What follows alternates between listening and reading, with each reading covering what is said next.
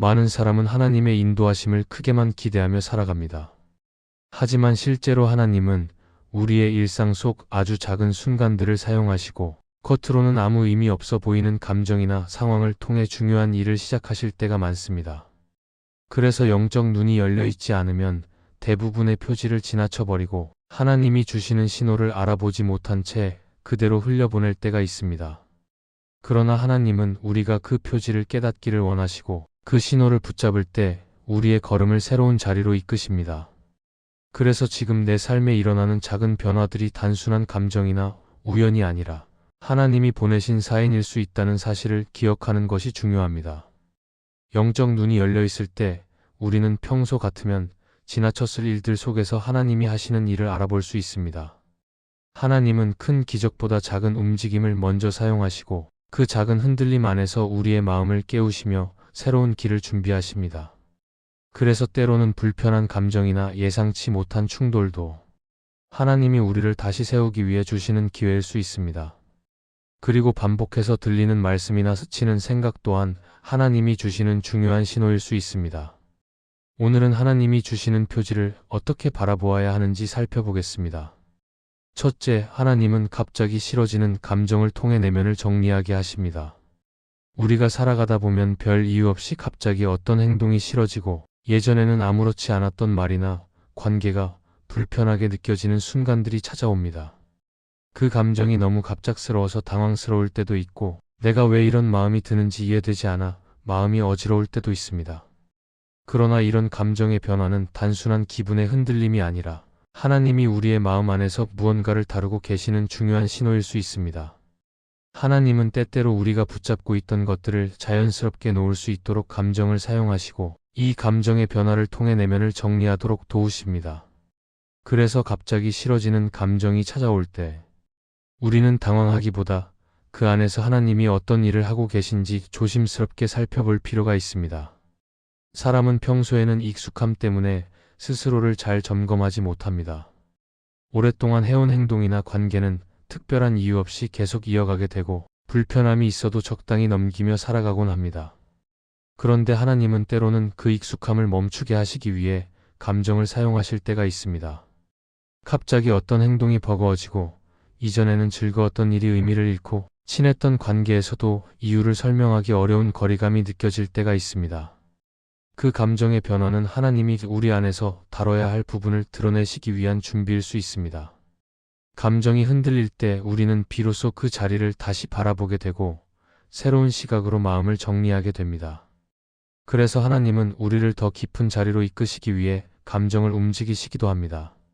성경을 보면 다윗도 비슷한 경험을 했습니다. 다윗은 사울 왕을 섬기며 충성스럽게 살았지만 어느 순간 사울의 위협이 커지면서 그 자리를 떠나야 했습니다. 겉으로는 두려움이 원인이었지만 그 안에는 하나님이 다윗을 다른 자리로 이동시키기 위해 일으키신 내면의 변화가 있었습니다.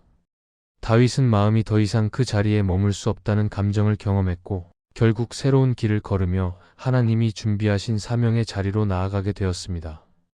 갑작스러운 감정의 변화는 도망이 아니라 이동을 위한 준비였고 하나님은 그 감정을 통해 다윗의 방향을 바꾸셨습니다.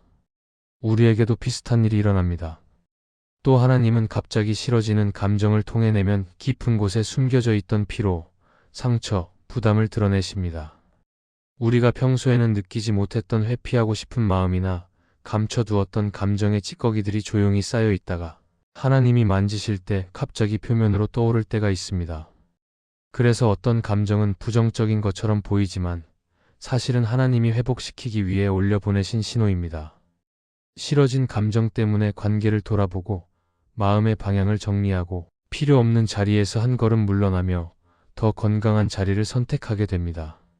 이렇게 하나님은 감정을 통해 마음의 무게를 조절하시고 우리가 더 깊고 맑은 자리로 나아가도록 이끄십니다. 그리고 하나님은 이런 감정의 변화를 통해 새로운 계단을 준비시키십니다. 내 마음에서 어떤 감정이 멀어지는 순간은 하나님이 다른 것을 붙잡게 하려는 때일 수 있습니다. 이전에는 크게 느끼지 못했던 말씀 한 구절이 깊게 와닿고 평범한 기도 시간이 달라지고 마음이 자연스럽게 어떤 방향을 향하는 경험이 찾아오기도 합니다. 이것은 하나님이 감정의 방향을 전환시키시는 과정이며 그 전환을 통해 우리의 삶이 새로운 흐름에 들어가게 됩니다. 그래서 갑자기 싫어지는 감정이 찾아올 때 우리는 그것을 두려워할 필요가 없습니다. 하나님은 그 감정을 사용해 내면을 다시 정리하게 하시고 붙잡고 있던 것을 내려놓게 하시며 새로운 길을 바라보도록 이끄십니다. 감정이 흔들리는 순간은 혼란이 아니라 정리의 시작이며 하나님이 마음을 새롭게 재편하고 계시는 중요한 시간입니다. 그리고 결국 그 과정은 더 깊은 순종과 더 건강한 삶으로 이어지게 됩니다. 둘째, 하나님은 사소한 충돌이나 오해를 통해 감춰진 교만을 깨닫게 하십니다. 우리는 평소에는 스스로를 잘 안다고 생각하지만 실제로는 마음 깊은 곳에 자리 잡은 교만이나 자기중심적인 마음을 잘 보지 못할 때가 많습니다. 겉으로는 겸손해 보이고 다른 사람들을 배려하는 것 같아도 내면에는 인정받고 싶은 마음이나 스스로 옳다고 여기고 싶은 마음이 여전히 남아있을 때가 많습니다. 그런데 하나님은 우리의 내면에 감춰져 있는 이러한 마음을 드러내시기 위해 사소한 충돌이나 작은 오해를 사용하실 때가 있습니다. 큰 사건이 아니라 아주 작은 말 한마디, 별것 아닌 행동 하나가 마음을 불편하게 만들고 그 불편함 속에서 내가 얼마나 예민해져 있는지, 얼마나 내 기준을 앞세우는지 드러날 때가 있습니다. 이때 하나님은 그 감정을 통해 우리가 놓치고 있던 내면의 교만을 보게 하십니다. 사람은 평온할 때는 자신의 상태를 잘 분별하지 못합니다. 대부분의 감정은 부드럽게 흘러가고 큰 문제가 없어 보이기 때문에 자기 마음을 깊이 들여다볼 필요성을 느끼지 못합니다. 그런데 누군가의 사소한 말이 마음에 걸리거나 작은 오해가 크게 느껴지는 순간이 오면 그 불편함은 우리의 내면을 비추는 거울처럼 작용합니다. 왜 이 말이 이렇게 불편한지, 왜 작은 일이 크게 느껴지는지 생각해보면 그 안에는 드러나지 않았던 교만이나 자존심이 자리하고 있을 때가 많습니다. 하나님은 바로 이 순간을 사용하셔서 우리가 스스로 보지 못했던 마음을 깨닫게 하십니다. 성경에서도 하나님은 사람들의 내면을 드러내기 위해 충돌을 사용하셨습니다.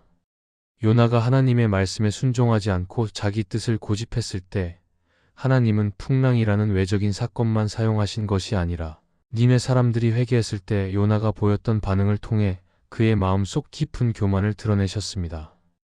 요나는 자신은 용서받기를 원하면서도 다른 사람들은 용서받지 않기를 바라는 마음을 드러냈고 하나님은 그 작은 감정의 움직임을 통해 요나의 속마음을 보여주셨습니다. 요나는 자신이 경건하다고 생각했지만 하나님은 충돌을 통해 요나가 얼마나 자기중심적인 마음을 가지고 있었는지를 보여주셨습니다. 우리 역시 작은 갈등 속에서 내면의 모습을 발견하게 됩니다. 그리고 하나님은 이런 작은 충돌을 통해 우리가 스스로를 더 깊이 돌아보게 하십니다. 때로는 내가 옳다고 생각하는 기준 때문에 관계가 갈라지고 상대를 판단하는 마음이 자라기도 합니다. 그러나 하나님은 이런 순간에 우리 마음의 방향을 다시 수정하도록 부드럽게 이끄십니다. 작은 오해 때문에 괜히 마음이 흔들리고 사소한 말이 마음에 남는 이유는 내 기준이 너무 강하게 서 있을 수 있기 때문입니다. 하나님은 그 기준을 조금씩 낮추게 하시고 나보다 다른 사람을 먼저 생각할 수 있는 마음으로 이끄십니다. 이렇게 하나님은 작은 충돌을 통해 교만을 낮추고 겸손을 배우게 하십니다. 또 하나님은 갈등 속에서 우리의 반응을 통해 새로운 것을 깨닫게 하십니다. 충돌이 일어날 때 사람은 본능적으로 자신을 변호하려 하고 상대의 잘못만 보려는 마음이 생기기 쉽습니다. 그러나 하나님은 이때 우리의 반응을 비춰보게 하십니다. 내 말투가 왜 이렇게 날카로워졌는지, 왜 마음이 그렇게 쉽게 상처를 받는지, 왜 상대를 탓하며 스스로를 보호하려 하는지, 그 과정을 통해 내면의 상태가 드러납니다. 이런 깨달음은 불편하지만 하나님은 그 불편함을 사용해 우리의 마음을 더 깊은 변화로 이끄십니다. 삶 속에서 일어나는 작은 충돌이 무조건 나쁜 것이 아닙니다. 하나님은 그 순간을 통해 우리에게 배우게 하시고 더 성숙하게 하시며 더 성숙한 사랑으로 살아가도록 준비시키십니다. 충돌과 오해를 통해 마음이 흔들릴 때 그 흔들림은 마음의 연약함을 드러내기 위한 것이 아니라 하나님께서 우리 내면을 새롭게 하기 위해 주시는 과정일 수 있습니다. 그리고 그 과정 속에서 우리는 더 온전한 겸손, 더 깊은 성숙, 더 부드러운 마음으로 성장하게 됩니다. 그래서 사소한 충돌이나 오해가 찾아올 때 우리는 그것을 단순히 불편함이나 실수로만 생각하지 않아도 됩니다. 하나님은 그 순간을 사용해 마음속 깊은 교만을 드러내시고 더 부드럽고 정직한 자리로 이끄십니다. 결국 이런 작은 흔들림은 하나님이 우리를 더 성숙하게 하시기 위한 은혜의 움직임이며 그 과정을 통해 우리의 삶은 더 깊고 단단해집니다. 셋째, 하나님은 스쳐가는 생각으로 나의 마음을 움직이게 하십니다. 우리는 일상 속에서 수많은 생각을 떠올리며 살아갑니다. 중요한 일 때문에 떠오르는 생각도 있고 아무런 맥락 없이 갑자기 스치는 생각도 있습니다. 그런데 하나님은 그 스쳐가는 생각을 사용해 우리의 마음을 움직이시고 새로운 길로 걸어가도록 이끄실 때가 많습니다. 사람들은 큰 감동이나 특별한 계시만을 하나님의 인도하심이라고 여기기 쉽지만 실제로 하나님은 아주 작은 생각 하나를 통해도 강하게 마음을 다루시고 중요한 표지를 주시기도 하십니다. 그래서 갑자기 떠오르는 작은 생각이 무의미해 보일지라도 그 안에 하나님이 담아 놓으신 메시지가 있는지 살펴보는 태도가 중요합니다.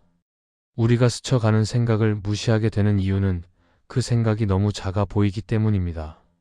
하지만 하나님은 우리가 스스로 알아채기 어려운 내면의 움직임을 생각을 통해 드러내십니다. 만약 어떤 사람에게 연락해야 한다는 마음이 갑자기 떠오른다면 그것은 단순한 생각이 아니라 하나님이 그 사람을 통해 무엇인가를 하시려는 예고일 수 있습니다. 어떤 기도가 다시 떠오르거나 오래 멀리했던 행동이 마음에 남는 것도 하나님이 우리의 영적 감각을 깨우고 계시다는 신호일 수 있습니다. 이런 생각은 노력해서 만들어지는 것이 아니라 갑자기 스치듯 떠오르기 때문에 더욱 주목할 필요가 있습니다. 마음을 자극하는 작은 생각조차 하나님이 쓰실 수 있기 때문입니다. 성경에서도 하나님은 생각을 사용해 사람들의 마음을 움직이셨습니다. 느헤미야는 예루살렘 성벽이 무너졌다는 소식을 듣고 크게 슬퍼했는데 그때 떠오른 생각이 있었습니다. 성벽을 다시 세우고 싶다는 마음, 그리고 하나님께서 그 일을 자신에게 맡기셨다는 확신이었습니다. 그것은 거창한 환상이 아니라 조용히 스며드는 마음의 움직임이었습니다. 그러나 하나님은 그 생각을 통해 느헤미야의 삶을 크게 사용하셨고 그 마음은 결국 이스라엘 공동체 전체를 회복시키는 역사로 이어졌습니다. 이렇게 하나님은 스쳐가는 작은 생각을 통해 큰 일을 준비하실 때가 많습니다. 우리 안에도 비슷한 경험이 일어납니다. 때때로 뜬금없이 떠오르는 생각 때문에 마음이 계속 머물 때가 있습니다. 시간이 지나도 잊히지 않고 생각이 반복해서 돌아오면 하나님이 주시는 신호일 수 있습니다. 그리고 이런 생각은 우리가 미처 깨닫지 못했던 마음의 깊은 자리와 연결되어 있을 때가 많습니다.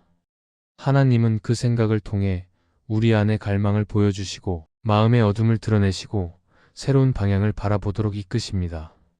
또 하나님은 스쳐가는 생각을 통해 우리가 멈춰야 할 자리도 알게 하십니다.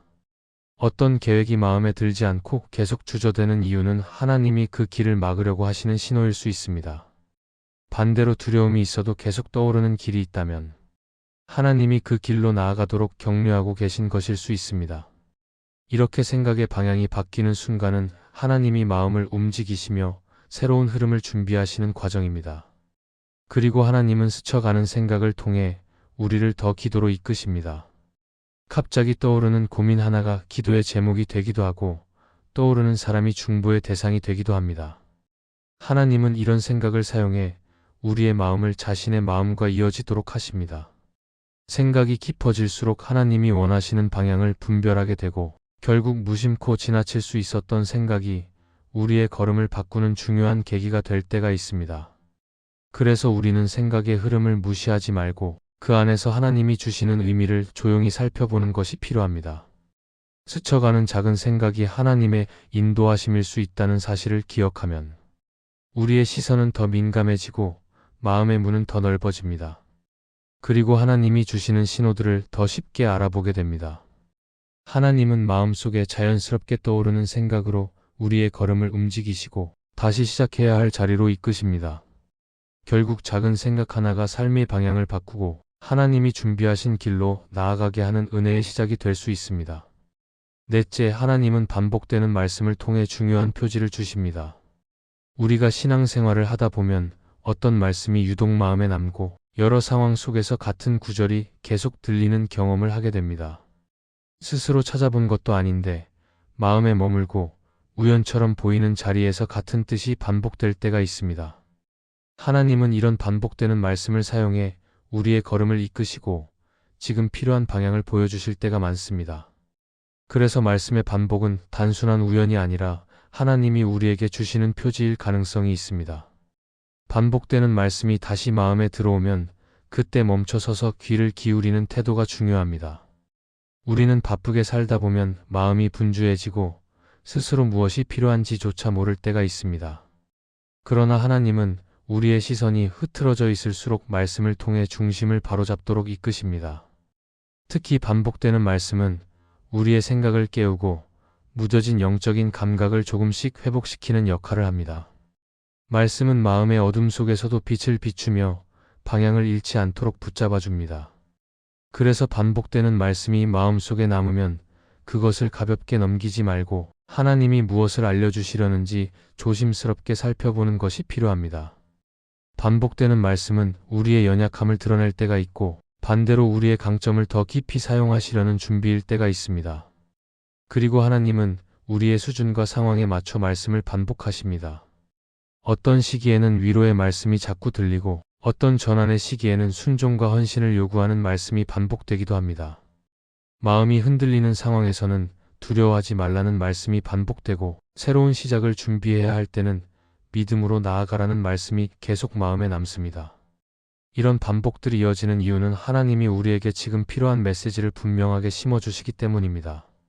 성경 속에서도 하나님은 반복되는 말씀을 통해 사람들을 세우셨습니다. 사무엘이 어린 시절 성전에서 잠들어 있을 때 하나님은 그의 이름을 여러 번 부르셨습니다. 사무엘은 처음에는 사람의 목소리로 착각했지만 반복되는 부르심을 통해 결국 하나님이 자신을 부르고 계심을 깨달았습니다. 이처럼 하나님은 반복을 통해 마음을 여시고 영적인 귀를 열어주십니다. 반복되는 말씀이 우리에게도 같은 역할을 합니다. 처음에는 단순히 느껴지는 말씀이지만 반복될수록 무거워지고 분명해지며 결국 우리의 걸음을 움직이는 힘이 됩니다. 또한 반복되는 말씀은 삶의 중요한 결정을 앞두고 있을 때 강하게 나타나는 경우가 많습니다. 마음속에서 계속 떠오르는 구절이 있다면 그것이 우리의 욕심 때문인지 하나님이 주시는 표지인지 혼동될 때가 있습니다. 그러나 하나님은 혼란스럽게 하시기보다 명확하게 인도하시기 때문에 오래 남고 여러 자리에서 반복되는 말씀이라면 그 안에 하나님이 주시는 의미가 있을 가능성이 큽니다. 그래서 말씀의 반복이 시작되면 기도의 시간을 갖고 그 말씀을 통해 무엇을 멈춰야 하는지, 무엇을 다시 시작해야 하는지 신중하게 생각하는 과정이 필요합니다. 하나님은 반복되는 말씀을 통해 우리의 마음을 정리하시고 선택해야 할 길을 더 뚜렷하게 보여주십니다. 팀 켈러는 그의 책 기도에서 이렇게 말하였습니다. 하나님의 말씀은 우리의 마음을 깨우고 우리의 시선을 다시 하나님께 고정시키는 통로가 된다. 이 말처럼 반복되는 말씀은 우리의 내면을 흔들어 깨우고 잃어버린 방향을 다시 붙잡도록 돕습니다. 생각이 흐트러진 자리에서 하나님은 말씀을 반복하게 하시며 우리가 다시 일어설 힘을 주십니다. 결국 하나님은 반복되는 말씀을 통해 우리에게 중요한 표지를 주시고 지금 우리 삶에서 다루고 계신 부분을 자연스럽게 드러내십니다. 마음속에서 떠나지 않는 말씀은 하나님이 우리를 부르고 계시다는 신호일 수 있습니다. 그래서 우리는 말씀의 반복을 두려워하지 말고 그 안에서 하나님이 준비하신 길을 조용히 바라보며 걸음을 옮기는 것이 필요합니다. 하나님은 그 반복 속에서 우리의 마음을 부드럽게 움직이시고 필요한 순간에 분명한 방향을 보여주실 것입니다. 이 말씀이 마음의 은혜가 되셨다면 좋아요와 구독으로 함께 해주세요. 그리고 댓글에 아멘이라고 남겨주시면 하나님의 은혜가 더 많은 사람들에게 전해질 것입니다. 여러분의 삶 위에 하나님의 은혜가 언제나 함께 하시기를 바랍니다. 감사합니다.